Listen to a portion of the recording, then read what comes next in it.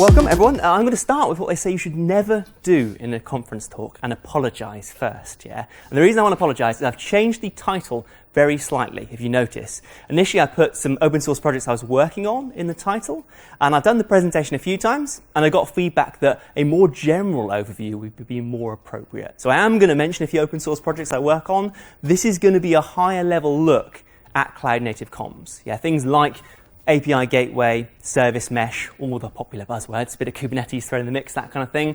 And I am going to mention Ambassador, one of the projects I work on. I am going to mention Consul, but just to set expectations, it's a slight tweak than what is in the program, but the core takeaways should be the same, and hopefully they'll be more useful in a wider context as well. So the TLDR for this talk really is that moving to cloud and containers, sort of being cloud native, brings many benefits and also quite a few challenges. And in particular, I've worked as a consultant with many folks struggling on almost many things when they're moving to cloud native, but one of them is this notion of ingress traffic, getting traffic into your cluster, and then the service-to-service traffic. How do you handle kind of microservices communicating with each other? And I've seen some sort of mistakes. I've made some mistakes, to be fair, so I'd like to share that kind of learning with you this morning. The key takeaways in terms of the two technology groups we're going to talk about is API Gateway handles the ingress traffic. It's the traffic from your users coming into your cluster, into your Kubernetes environment. The key thing here is you do not control the client. Even if you've written a web app, someone can, a bad actor, for example, can sniff the traffic and do a denial of service or some credential stuffing or whatever. You're at the edge of your system, so you do not control the client making the requests. Within the system, you still want to be defensive, for sure, but generally service-to-service comms, you can influence the clients in a much stronger way because it's your code or it's your team's or your organization's code. And I think there's two ways you can implement the comms with new patterns. And we'll talk about this a little bit at the end. One is what I'm calling outside in, sort of setting up a new gateway perhaps and then moving traffic like from the old world to the new world. And then there's also something I'm calling balkanization, which is kind of a segmented approach to adopting something like a service mesh. And we'll break down the options. In the Java world, we're very lucky. We've got lots of options. We've got in process, add a process, Netflix, OSS, Spring Cloud, there's Envoy, there's lots of things. I'll give you a kind of whirlwind tour of your options. This is me. I work as a product architect at DataWire. Oh, there we go. As a disclaimer, if you like, we do have an open source product and a commercial product based on Ambassador, which is an open source API gateway for Kubernetes. I'm not going to dive into it super deep. This is not a sales pitch by any means. I also work as a freelance consultant, and I do a lot of writing at InfoQ, so you can find my writing at InfoQ. Background, started as an academic, actually, then moved into Java, then architecture, then ops.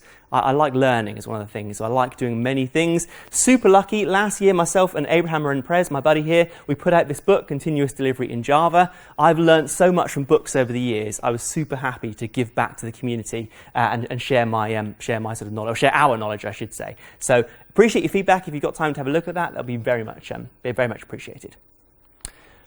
But let's look at this from a super high level, yeah? The motivations for why we're doing what we're doing, I think are defined perfectly in this book. And I think if you haven't read this book, you really should. It's a super top level look from the IT kind of, IT leadership thing.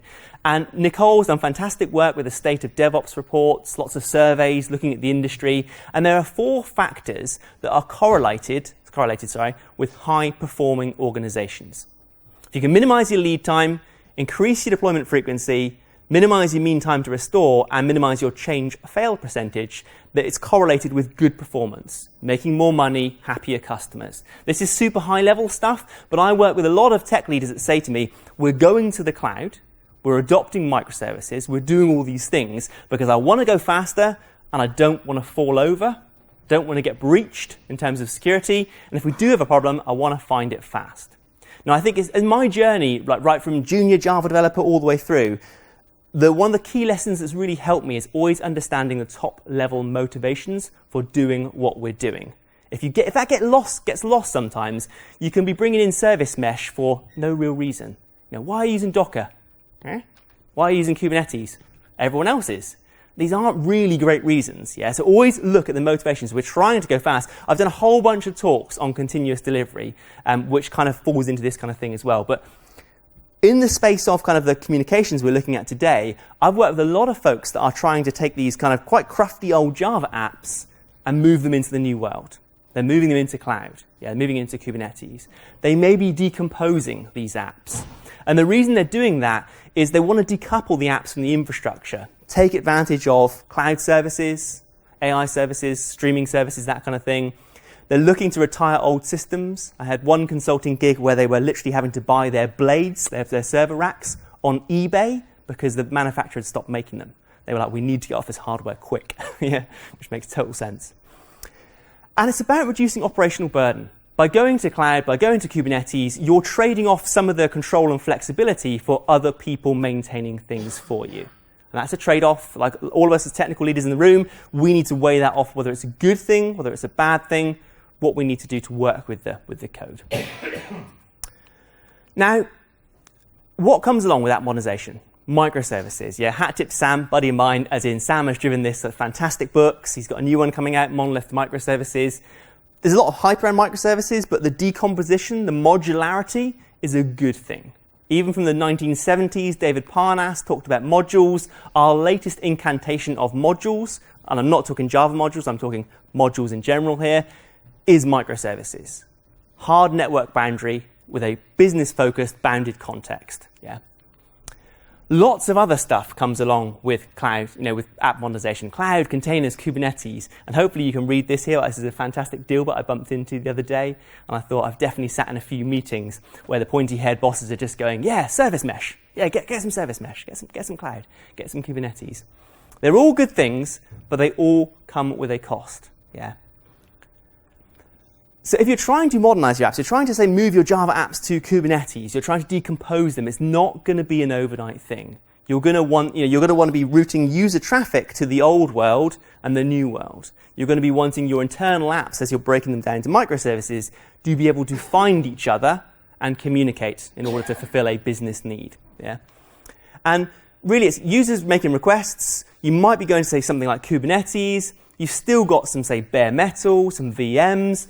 If you've been around for a while, you might have some mainframes, for example. And nearly every company I work with has, like, under Jane or Bob's desk, some form of payroll system. Super important, hidden away on the network. Mustn't forget about that kind of system as well,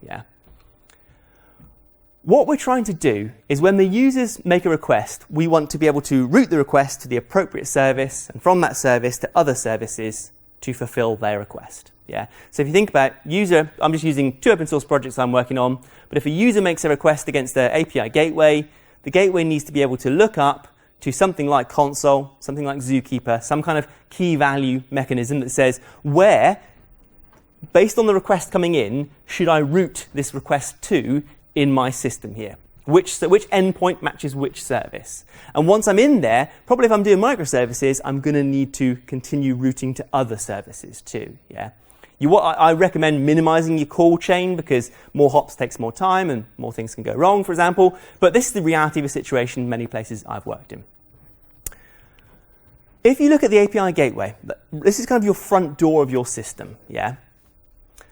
Bunch of names for it: Edge Proxy, Ingress, Application Delivery Controller. Fundamentally, the Edge is about exposing internal services to end users, often via multiple host names as well.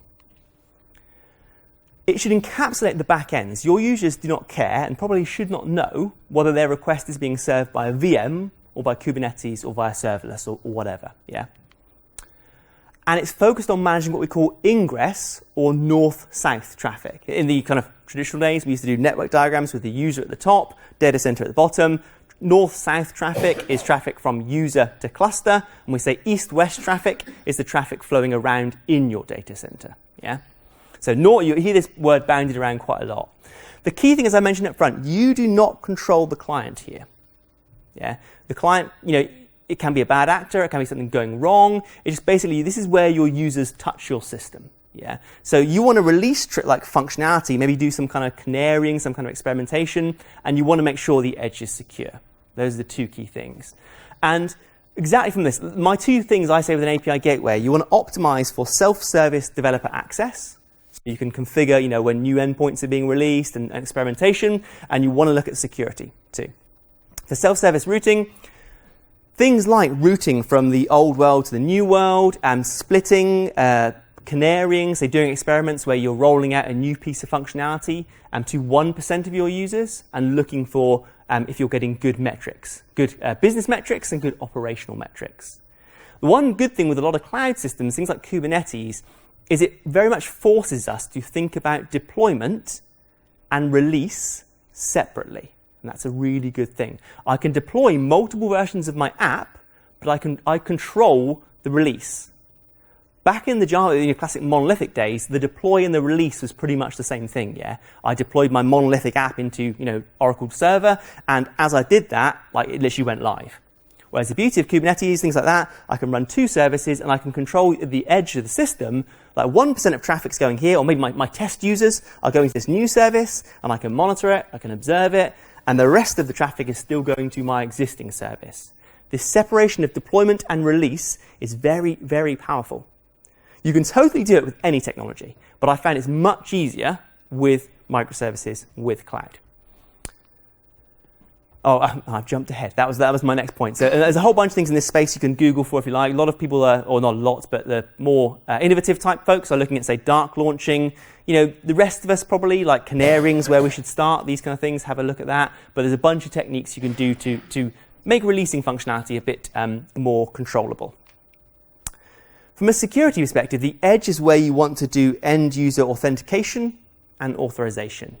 Maybe using some kind of IDP broker like Auth0, Okta, Keycloak, take your pick, and then you want to perhaps put some credentials in a JWT, in a JOT, and then you want to pass that down the stack. You may want to do extra auth in your microservice systems, but the edge is fundamentally, I have a saying, you check stupid and you check bad at the front door.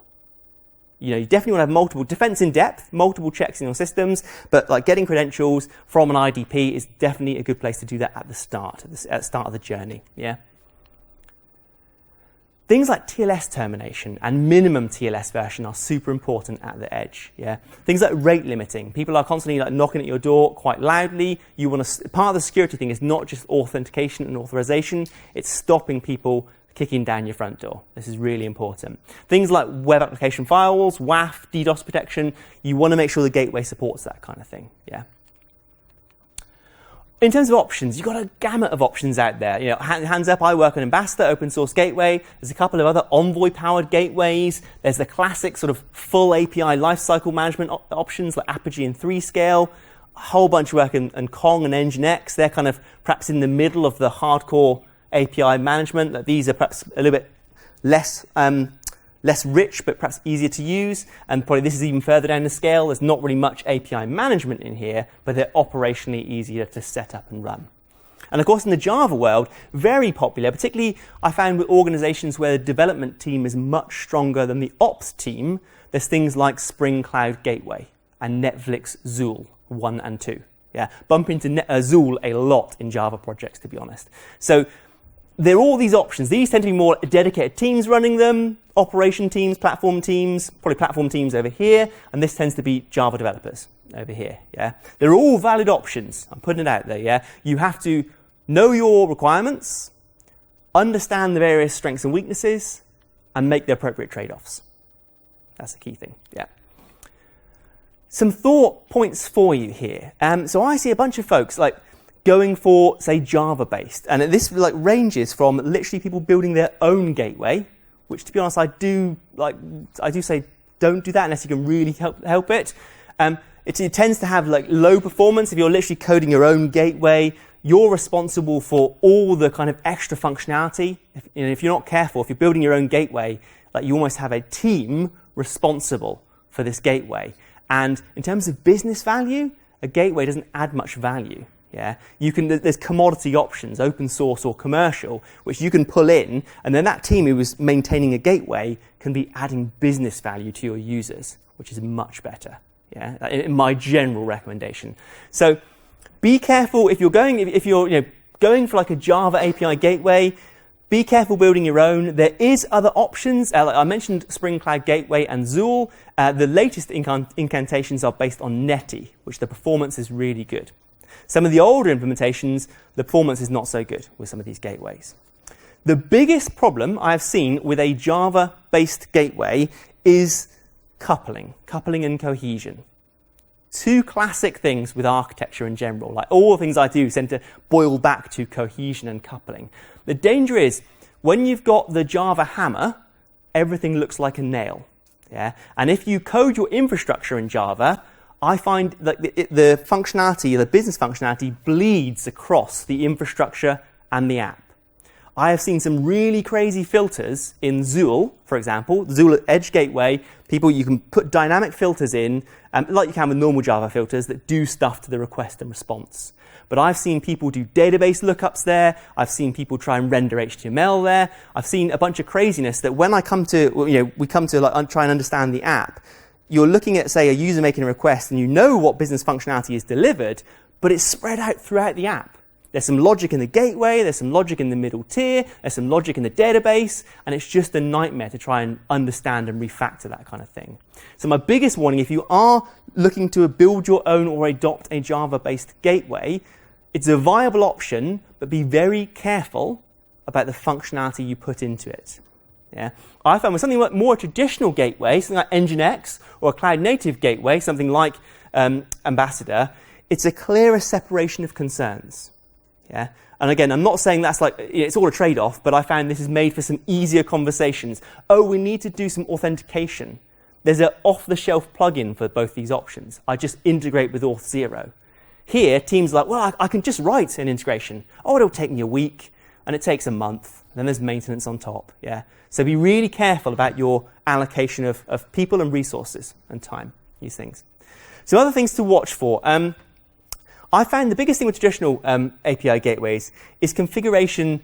It takes a while to learn it, particularly if your Java team, your development team are not super strong with operational concerns. Yeah, so often you do have separate teams managing these things, but just watch that, as in I've seen some gateways been sort of misconfigured in very interesting ways over the years where people not having the time, it's not their fault really, they're not given the time to understand how to best use the gateway. And some of these come with very rich functionality, but out the box, they're not configured to be optimally used. So you've got to take a bit of time to understand. Exactly the same with the cloud native space. I think the biggest thing here is I've experienced is developers, suddenly the workflow, it gets much richer. They're building their Java apps, they're putting them in containers, and now they're building, creating Kubernetes YAML file to define how to deploy apps.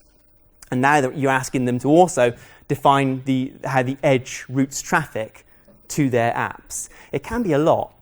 If developers are more, in the kind of classic development mindset, dealing with all these platform concerns can be quite an overload. And it's all a thing. It's an education thing. You need to work with folks to say, hey, this is how you do Kubernetes YAML. This is how we put it in our CI/CD pipeline. This is how we test all this end-to-end functionality. Like quite a lot changes in the cloud native world. Do not underestimate that, I think. But I'm firmly in this space. I like the technologies. It's still relatively young, but I think there's a lot of advantages in this space. Just as an example, like the open source project I work on, Ambassador. So we've got two ways of configuring config. And if you're used to, say, Nginx, this should not be a shock. But you define your Kubernetes cluster. You then define your YAML that says, here's how I deploy my service into Kubernetes. And then you write what's called a CRD, custom resource definition, that literally maps, say, endpoints, so /API. I'm using a console at the back end, like a key value store. I'm basically saying anything that comes in /API, route this to the service named Emojify API Sidecar Proxy. And I'm configuring a TLS certificate, got some load balancing info, but it's pretty straightforward. And development teams can be responsible for that code themselves. Yeah. So your product-focused teams are responsible for an API. They control deploy. They control release. You also want to have kind of the same defaults over here for the platform and the ops team. They say all communication must go via TLS at the edge. Yeah. Minimum TLS version. Here's some default rate limiting, some same defaults to prevent our front door from being kicked down. So what I like with the cloud kind of world is if you kind of move into that kind of I hate this term, but full stack DevOps type thing, if you've got engineers that are operationally savvy, and again, I think many engineers want to be and can be trained to be operationally savvy, this split is quite nice. This is your kind of full life cycle, full stack development teams who are responsible for business outcomes. They are listening to customers. They are working with PMs. They're defining their code. They're controlling release. They're seeing whether their work is successful or not, and they're tailoring it.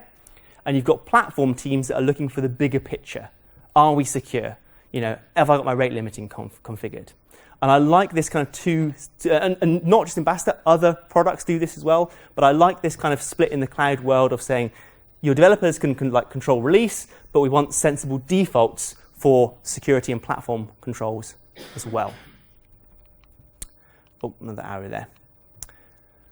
Moving on to the service mesh space now. So this is this is the bit that's controlling communications like east-west, service to service within a microservice-like system.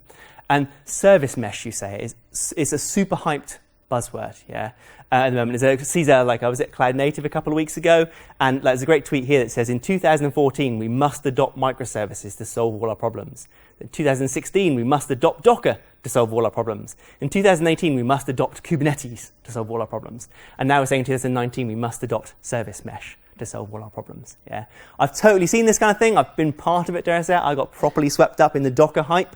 And let's be honest, they're all technology options. Yeah, we've got to weigh them up, whether they're good, whether they're bad, whether our team's got the relevant skills, these things. I like the idea of service mesh, and I'll break it down a bit more in a minute exactly what it is. But it's another layer of abstraction. It's another thing to learn. And it is a very young space. You'll find now the vendors have just arrived. Yeah. So for a while it was super innovative, lots of options, exciting kind of stuff, but proper, you're doing it all yourself. It's proper flying by the seat of your pants. Now the vendors have arrived and they're rebranding old products as service mesh. They're coming up with some crazy API gateways that look like service meshes and all these things. Yeah. So just be on your guard. API gateways, well understood tech, strengths and weaknesses, service mesh, I like it, but it's young, it's new, and there's a lot of trade-offs to consider. If your boss suddenly says to you, I was on the golf course at the weekend, and someone said, we need a service mesh. Check that. Yeah, do we really need a service mesh? I literally see some companies that's how they make their technical decisions, so it's kind of crazy. And I thought this was great from William Morgan. He's the creator of Linkerd, which is one of the original service meshes, arguably. And he says, attention Kubernetes adopters, the service meshes will continue until morale improves. Yeah. And I thought, we literally had 3 weeks where 3 vendors released a service mesh each week. And it's just we don't need that many service meshes. Yeah, kind of crazy. But let's break it down without all the negativity there. Bunch of names for it. Proxy mesh, the Nginx folk used to call it the fabric model. It's an old pattern, to be honest. It's about exposing internal services to internal consumers. You, should not care, as a developer, when you're routing to another service, you shouldn't really care where that service is deployed. Yes, you might want to understand from a mechanical sympathy point of view. You might want to understand you're going over a global network, say a Trans-Pacific or whatever, network hop. You might want to understand, to some level, where services are deployed. But in theory, I just want to reference, /payments or /user and get my, request as a developer out to the other service, get my data back, do my thing. Yeah. So service mesh is about hiding some of that complexity and making sure that connection is secure and reliable and observable too, so we can understand. It's about focusing on east-west traffic within your data center, or maybe across your data centers. If some folks run multiple data centers, and you can argue that service mesh is now looking at sort of the intercluster or intra-cluster communication. Sorry, intercluster communication. The key thing here is you generally control the client or can at least influence it, because it is internal comms. Yeah. So even if you've got other teams in department you don't work with, you can sort of say, look, every communication is going to go over TLS. The minimum TLS version is 1.3 because, there's probably some company guidelines, for example. You still do want to, do defense in depth and probably segment your networks and so forth, but it's a bit of a different sort of use case than the API gateway. And I do see some folks getting a bit confused between API gateway, service mesh. Yeah, I'll take, if it's a quick question, otherwise I might have to power through and answer at the end, but yeah? The service mesh can help me if I have different regions. The question is, the service mesh can help if you've got different regions. Yes, that is a very new area called inter-cluster routing. But Consul, for example, have mesh gateways, which can be used to bridge different availability zones or different regions in the cloud. So it can do that. Well, I'm happy to answer some more offline if you want to have a chat later on. I haven't covered that lots because that's typically an advanced use case in my experience, but it totally can do that, yes. So if we're looking to the end-to-end comms, we're in here, with the service mesh space. And there's nothing stopping you. Like when I did a bunch of Java apps, say 5 years ago, we just had really simple scripts. We had like Consul or Zookeeper, and we would run a job on the node we deployed our Java app that would call out to a key value store and get the location of other services in my cluster. It wasn't Kubernetes back then, it was VMs or whatever. But whenever a VM spun up, it would register itself with service discovery and say, oh, I'm available on this IP and this port. And then when this service goes, well, I need to talk to, this service, for example, it can make a call to the key value, get the location, and then actually make the call. Or you can do a regular kind of cron, or you can do a notification. When things change in a key value, this service comes up, registers, this one goes down, deregisters. You can run a job here that says, make sure we're synchronizing. So you don't need another bit of technology to do kind of service discovery. The service mesh is a new thing on top of this, and I'll explore some of that with some different trade-offs in a minute. But primarily, we've got traffic into the cluster. Now we're looking at going to across, other regions, for example, or even like within our data center, we're looking to call out to other services to make sure we can answer the request from the user. Super popular, Envoy. People generally heard of Envoy as a technology. See a few, about 20%. Awesome. Yeah, if you haven't, well worth a look. It's kind of like HA Proxy. It's kind of like Nginx, maybe even a bit like Netty. It is just effectively a network proxy, a layer 4, layer 7 aware in terms of the OSI stack proxy. Traffic goes in. You can do some stuff to the traffic and then pass it on. And because it's layer 4, basically that's like kind of just basic like TCP, HTTP network stuff. You can just pass that traffic through. But because it's layer 7 aware, it's basically application level protocol aware, the proxy can do some kind of decisions based on metadata in the protocol. So it can say, oh, this is an HTTP GET request. I'll do something different with it. Oh, this is an HTTP POST request. Or here's the header. And it can do the same with, say, Mongo, or they're looking at Kafka now as well. But initially, it came out of a company in the US called Lyft, and it was used as a replacement for Amazon Elastic Load Balancers. And it was also used to rate limit connections to a Mongo database. They'd be using PHP, and PHP is apparently a very bad driver for Mongo, and frequently the Mongo database would get overwhelmed by the application just making too many requests. So they built this proxy to throttle at the network level those requests. And the proxy has just emerged over time. And now it's quite a rich proxy. Literally, Ambassador is built on Envoy. Ambassador is just a control plane. We give some nice Kubernetes syntax, and it compiles down to Envoy syntax, which is just JSON. But it's quite verbose JSON. It's designed to be written by machines, not people. Hence, we've got, like with Ambassador, a nice UI effectively on top of Envoy. And surprise, surprise, Consul, when their service mesh offering, literally Consul is just controlling the Envoy proxies that are deployed next to your applications. Istio, exactly the same. If you've heard of Istio quite a bit. And all what we're saying now is in addition to running a Java app, you run a sidecar process next to it. And all comms from your Java app now go through the proxy. Yeah? And therefore the proxy can do cool stuff to it. And I'll break that down on the next slide, actually. I borrowed this from the Istio architecture diagram. And if you look here, so I'm mainly focused up here. This is kind of how we control the service mesh. This is what we call the control plane. This is what we call the data plane. This is the actual our services and our proxies. And if you imagine in the Java world, we've got service A and service B. We are literally just communicating using a Java library from A to B. With a service mesh, we are communicating via the proxies instead. Yeah. Now, yes, of course, there is an overhead there. There's extra hops involved now. It's all a trade-off, yeah? But the thing is, because all the communication, we're assuming this link here is secure between the proxy and the services. Typically, if you're in Kubernetes, these are two containers. This is a pod, and this is the localhost loopback adapter. So the only way really that gets compromised in terms of security is if someone's actually in the node. Someone's actually broken into your system. We're assuming this link here is secure, yeah, and high performance because it's over the loopback adapter. But this could even be going over the global interwebs, so to speak, yeah. But because we're now speaking via the proxies, we can do a bunch of things, and hopefully that is my next slide. Things that Service Mesh gives us is observability, reliability, and security. Yeah?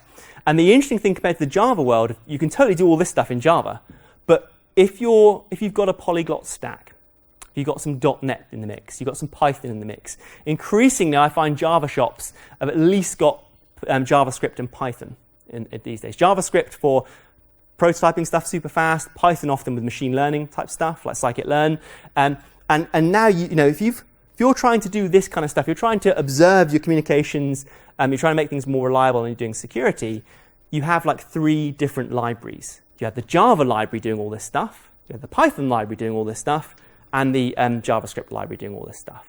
And they're often subtly different libraries. You've got to maintain them. It can be a bit of a nightmare. Yeah. So the Service Mesh, like I mentioned, it's out of process. It's almost language agnostic. Your application talks through the proxy. It doesn't even know it's talking through a proxy most of the time. You literally set the Java proxy environment variable. The app talks through the proxy like it's not even there. But we can make a consistent implementation of all these across our languages. The Python stack can totally use the Service Mesh in the same way the Java stack can. And I found this really good. I was on a project about 4 years ago.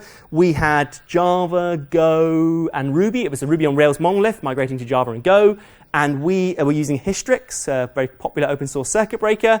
The Java implementation was obviously fantastic. It was the Netflix one. The Ruby one was proper janky. It was someone who coded it over the weekend in their bedroom, put it on GitHub. And then they were very honest about this. They're like, there's no warranty. I just created it as a side project. We tried to use that in our stack. And the semantics of how the Java version of circuit breaking worked to this Ruby implementation was radically different. And it caused debugging nightmares. When circuit breaking was going wrong, we had multiple implementations of that in the stack. And it was just debugging nightmare. But in terms of observability, because all the comms now are going via the proxy, you can look at top-line metrics. You can look at latency between different connections, and you can look at errors like 503s or network drops, and a bunch of other stuff. And you can look at this on a sort of global level, and you can look at it on a service-to-service level, which is quite nice. From a reliability point of view, you can do like sort of active health checks or passive health checks too. In terms of if you're communicating to one instance and it goes down, you can then route and communicate to another version of that same app, another instance if you like. Circuit breaking, if you're hammering something and it's constantly down or responding slow, you can trip a circuit so that you don't make any more requests to that. You route to something else and start making requests against that. And a lot of the folks who use like Service Mesh use it sort of as a way to provide same defaults in the system. I've seen a couple of microservice systems where one system goes nuts and it brings down the whole system because you've got no bulkheads. Yeah, one system goes, this request is taking a long time. I'll make more requests. Yeah, and this system gets overloaded, passes on itself, and the whole system just goes poof. Yeah.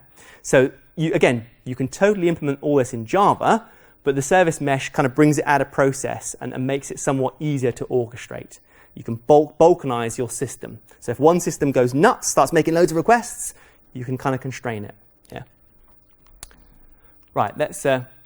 I did a couple of. I'm totally standing on the shoulders of giants here. So I got to chat to Matt Klein and Oliver Gold. Matt Klein is the creator of Envoy. Oliver is the creator of Linkerd, so JVM-based, and now it's Rust-based Service Mesh.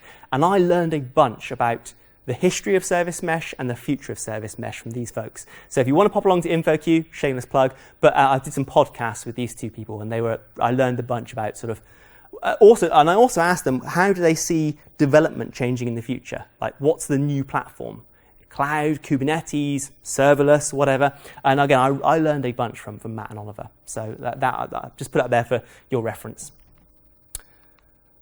Service Mesh options. So at the top, we've got Linkerd 1 was a Scala-based proxy. Yeah, Mesh is brand new. It's a Go-based proxy.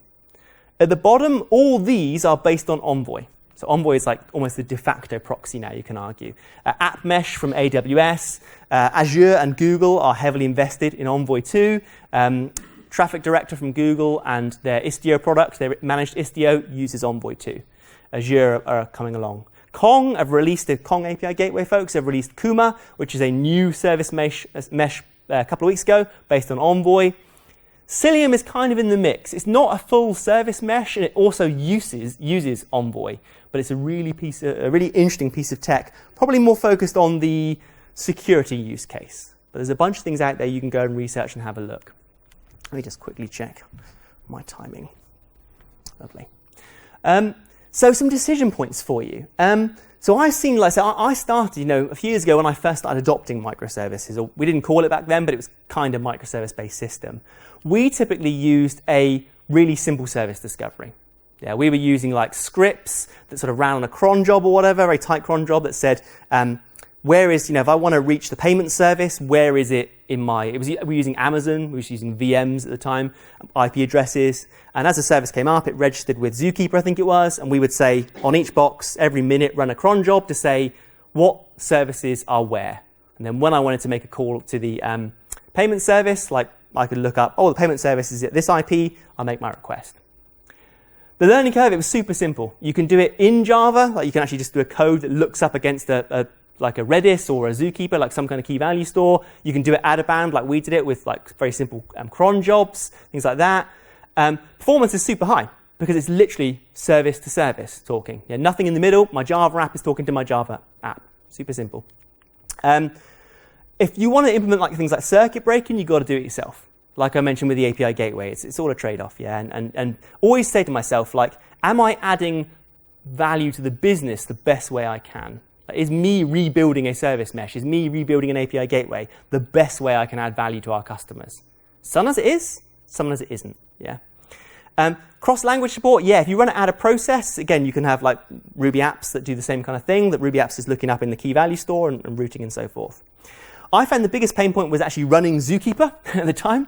Zookeeper, this is like quite a few years ago, and Zookeeper was proper janky, and it kept falling over, and we were having to like prop it back up, and then, because as soon as our Zookeeper fell over, any service that knew existing endpoints was fine, but as new services were coming up, they couldn't query Zookeeper to understand the rest of the world. So we had a few subtle bugs that like Zookeeper would die and we'd not notice for a bit of time, and then the system would gradually fall apart as it couldn't route traffic around to all the other services. We obviously fixed that, we put monitoring in, but that was a lesson learned. A whole bunch of folks are using things like the Netflix OSS stack or the Spring Cloud stack to do this kind of stuff. You can use Ribbon, Eureka, Hystrix, all their good bits of tech, and totally viable process. Yeah, the thing there is, particularly with the Spring Cloud stuff, you've got to be super invested in Spring. Not saying that's a bad choice. I love Spring, but as soon as you start bringing in Ruby, as soon as you start bringing in Go or whatever, then you've got to reinvent what Spring people have done for that platform as well. That's the only. If you're a Java shop, nothing wrong with using the Spring Cloud stack. I think it's a very quick way to get a lot of value to us. The Spring folks are awesome folks, pivotal people, or in general. The learning curve can be a little bit tricky on some of these things, like configuring Hystrix with all the threading and the bulkheads. Like, it's quite easy to get started, but if you want to do more nuanced things, you really have to read the docs. And the docs are great in both Spring Cloud and Hystrix, but like as a Java developer, I found it was like I had to learn a bunch of like more low-level networking concepts to actually understand the APIs exposed in these things. The flip side is you can do everything. You can do circuit breakers, bulkheading, retries, you can do timeouts. It's like super flexible, and all the config, because it's Java, is very close to your code. So you know kind of like this is the business functionality, and this is the kind of cross-functional support. It's very close. So we know because sometimes, for example, and Christian Poster does a lot of great work on this space, but sometimes things like retries are actually business logic. Yeah, sometimes if a network is just a little bit wonky, you make a request, it fails, you retry it. As long as the request is idempotent, you're all good. But if the request is not idempotent, or there's some kind of like business logic you want in there, then you've got to be very careful. Sometimes you have to do circuit breaking actually in the app, because we as developers, we know the context. We can't expect the platform folks to know sort of the business context. Does that make sense? Because sometimes it's not the case. Sometimes you just want to do a retry. But the whole notion of idempotency and safe requests really comes into play here. I've seen some really bizarre scenarios where it actually turned out the platform team had put retries in at the very low level, and the business developers didn't realize. And transactions were running multiple times because it was being retried. Yeah, so be really careful with that. A lot of it it's just communication. Dev team didn't talk to ops, classic. But be careful with that. Some of this cross-functional or non-functional stuff is actually business specific. Yeah, and the service mesh can obfuscate that sometimes. Again, I found running like with Netflix Stack, you had to run Eureka, you had to run Ribbon, and it was a lot of stuff just to do kind of service discovery. So a couple of projects we worked on, we actually tried Eureka and Ribbon and stuff, and in the end we went with this option because it was just simpler to run. Yeah, so it's all a trade-off. The proper example I'm talking about with service meshes like Istio, Consul, these things. There's a bit more to learn because it's again more in the Kubernetes world. There's a lot of YAML involved. If you don't like YAML, you soon will when you move to Kubernetes. Yeah, I hear you. The thing is, it's more of a platform responsibility. Like the basics of like circuit breaking retries. It's very easy for the platform team to create same defaults. They clearly need to communicate that to the dev teams, but then the dev teams can do more business-specific retries and so forth, knowing that they've got a certain level of reliability below. So it's kind of a clearer separation of concerns in my mind. But at the same time, some of the config here is completely separate from your Java app. So trying to figure out what's going on takes a few more, like you have to look in a few more places. So it's all a trade-off, yeah?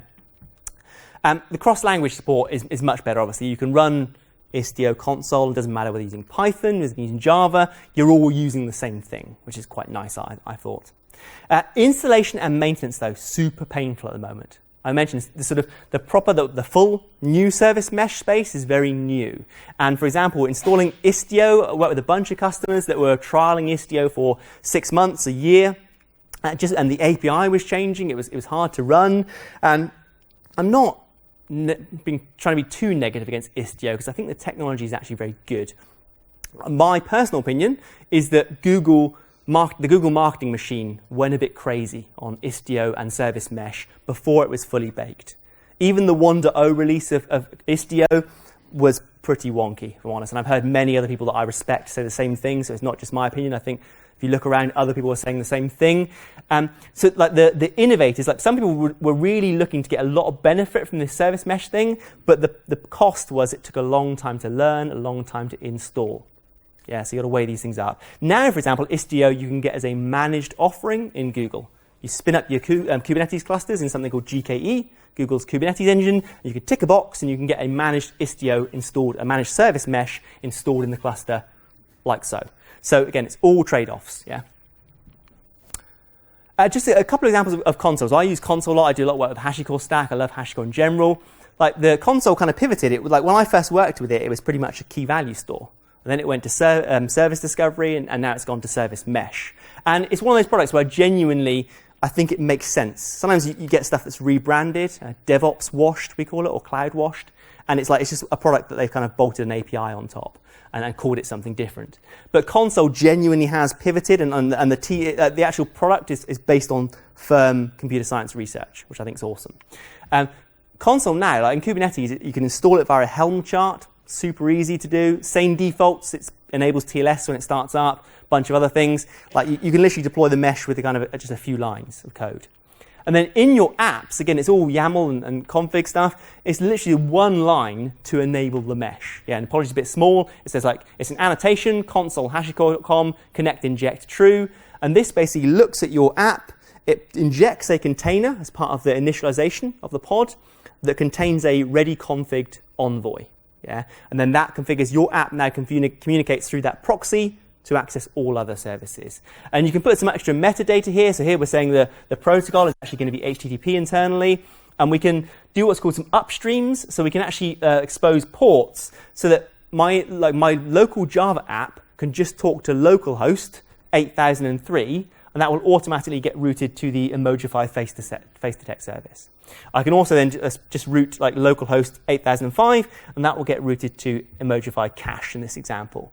And remember, all this communication now is going over the mesh. So I get my observability, some nice dashboards in Envoy. You can understand latency and so forth. You get MTLS, Consul manages rotating certificates and doing all this like very nice stuff with proper encrypted end-to-end communication, and you get the reliability if you want. You can do circuit breakers, things like that. Yeah. Again, I'm making it sound super simple. There is a bit of complexity to it. You've got the maintenance, the upgrading can be a little bit more challenging, but I think a lot of these service meshes, Istio, very similar. They've come a long way over the years, or over the year or two they've been going. It's still new, still a bit, it's all trade-offs, yeah. So some lessons learned, and I do love this graphic. I think it's pretty good. How are we doing? We've got about 5 minutes on this one. So I work with a bunch of customers. I mean, pre-service mesh, and then also service mesh as an independent and with DataWire. There was 3 key problems I saw over my time there, yeah. One was no clear use case. And I worked with a bunch of people that were making technical decisions based on Hacker News. Yeah, and it was like, oh, this is Let's Hotness, we'll install this. And again, I'm not judging too much because I've probably done something similar in the past, to be honest. I like to think I'm wiser now, hopefully. But I was like, why have you got a service mesh here? Why have you got a new gateway? And they're just like, well, Hacker News said it would add security. Hacker News said it would add reliability. I was like, oh, this is we're gonna have to unpick this. Yeah, always remember your business needs, your business drivers. Technology is technology, good, bad, indifferent. Make sure you understand why you're moving to the cloud. Why are you embracing service mesh, these things? Time and time again, not working with the ops team. Yeah, I love this t-shirt, sysadmins, because even developers need heroes. Yeah, I think I've seen, particularly the Java side of what I've talked about, the Java API gateways, the Java service meshes, some teams have used it as an excuse to bypass the ops team, particularly if ops is outsourced. I've seen this as a bit of an anti-pattern. Oh, ops team have to raise tickets to get things done. Like, that is actually the problem. Yeah, that's what you want to fix. You get rid of the need to create tickets. But people are like, if I write the gateway in Java, I don't need to talk to the ops team. If I do all the service mesh in Java, don't need to chat to the platform team. Just gets worse. It gets territorial, then things start going wrong, and there's a blame game. You have to talk to your entire system, yeah, and always look if there's my strong advice is not to paper up organizational issues with code, yeah. Sometimes you have to, buy me a beer. We'll have a few conversations on some of the stories I've got, but in general, you want to get the sysadmin folks in day 0. You want to get the security people day 0. If you're moving to the cloud, moving to Kubernetes, they're going to be super valuable on the journey. Their knowledge is valuable, their buy-in is valuable. And it's closely related, almost the opposite of that. I've seen a bit of a fight break out, and I call it turtles all the way down. But I've talked about a few examples as I was going through where there was multiple implementations of the same thing in the stack. So the Java team built all their retries in at the Java level. There was like a kind of mesh type team or whatever, I can't remember what they're called now, comms team. They built a bunch of NFR handling at that level, and the platform also did some NFR handling. So when we were getting these weird retries, we're like, well, where is it? Is it the Java app? Is it the communications, or is it the platform? And it wasn't all joined up, yeah. And now things like Kubernetes and Service Mesh give you more options, but that can be more places to do bad stuff, yeah. So just think about that kind of thing. It's all about why am I using this stuff? Collaboration, yeah. Make sure you bring in the teams. Couple of tactics I want to end with. If you are going to go, the 2 broad patterns I see with adopting this new kind of, I'm going to say you've adopted Kubernetes here. You're looking to modernize your comms. Maybe your existing gateway isn't providing enough functionality, or you've kind of figured you maybe do need a service mesh for various reasons. You can start outside in, start with the gateway, and then kind of, move to adopting a mesh, or you can start with a mesh in a small amount of services and try and expand that out. And I think both has, strengths and weaknesses. Starting with a new gateway is pretty easy, conceptually easy to understand. It's not that intrusive. You typically spin up a gateway and you start routing to different platforms. It's not hard to operate that gateway. I've seen some folks where they've gone the gateway and they've messed it up and it's brought down their entire app. So there's potentially a higher blast radius, yeah? If you misconfigure something that's on the critical path, it's all going to go wrong. And you get less new functionality. Literally with the gateway, you're kind of just routing to different parts of your stack.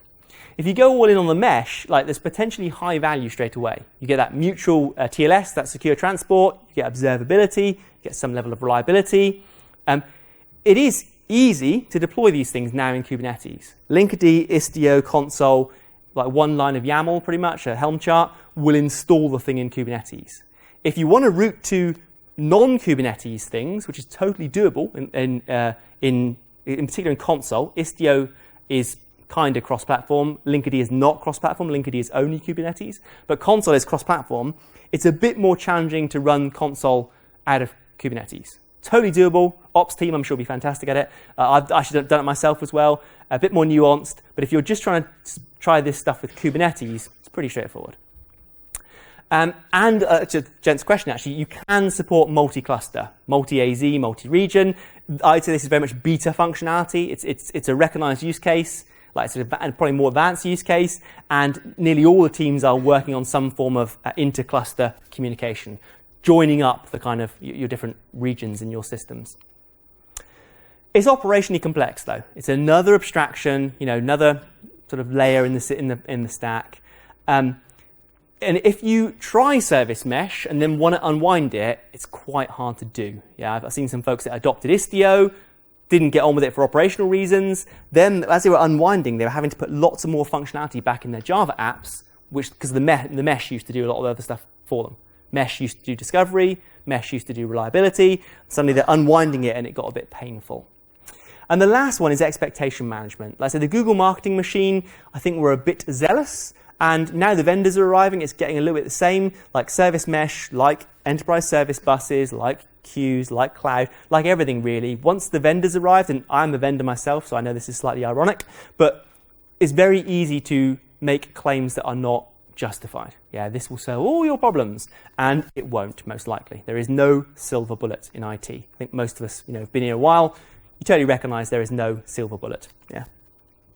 Right, wrapping up now. I've done a few blog posts. If you want to check this out on my personal blog and also on the Ambassador blog about how you migrate from, say, VMs to Kubernetes. I've got some Java examples where I've done some Spring Boot and some Drop Wizard apps, and I've got some Terraform to spin up a Google GCP environment with GKE, and I've given like a walkthrough of how you migrate those Java apps to the newer technology. So I didn't go lots of in-depth code today. I think this is the best format for the examples rather than me walking through all the code and stuff. So you can follow this stuff up. A lot of it is based around this idea of what we're calling app modernization, bringing your apps into the cloud and so forth.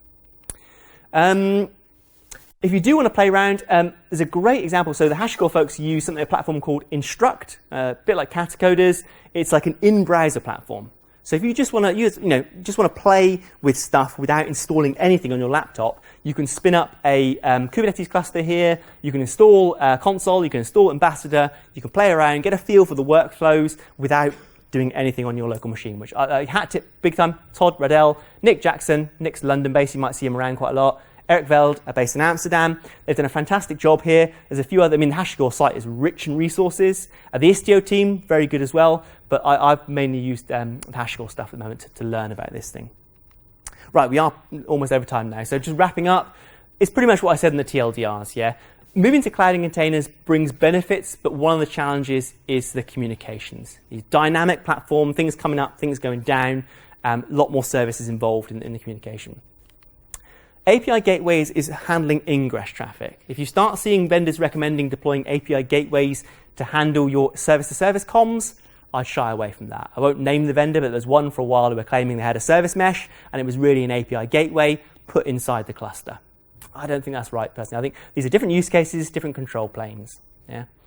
A lot of it is about managing trade-offs. Do you really need a service mesh? How are you going to adopt it? If you are going to adopt it, you can either go outside in, like gateway to mesh, or you can do this balkanization where you start with a small segment of your services, put a mesh in, and try and expand it out. I'm not going to say one's better than the other, depending on your requirements. I think take your pick really there. And for that, I think that is. Yeah, I've got a slide full of references. If you do want to take a picture of that, I'll share the slides on my Twitter. I'll give it to the Jax team as well. This is all the stuff that I use. So I was learning about some of these things. After that, I shall say, yeah, thanks for your time. Appreciate it.